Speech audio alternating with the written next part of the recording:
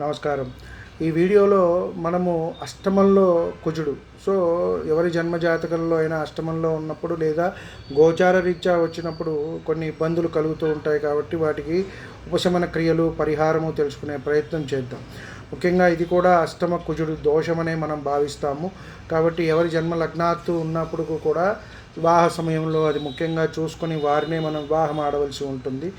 ఇలాంటి వారు చక్కగా కుక్కలకు ఆహారం పెట్టడము, పాలు, బియ్యం, అలాగే బెల్లము పేదలకు దానంగా ఇవ్వటము, అలాగే మన దగ్గర ఒక వెండి గొలుసు లేదా ఉంగరాన్ని ధరించటము అనేది కూడా మంచిది. అలాగే 3 లోహాలు ఏదైనా పంచలోహాలు మనం కలిపి ఉంగరంగా ధరించడం అనేది కూడా మంచిది. వారి ఉన్న పరిస్థితిని బట్టి బంగారము, వెండి, రాగి, కంచు, ఇత్తడి ఇట్లా ఈ 5 లోహాలు, కొంతమంది పంచలోహాలు పెట్టుకుంటారు. 3 లోహాలతో కూడా పెట్టుకున్నట్టయితే మంచి జరుగుతుంది అని మనం చెప్పవచ్చు.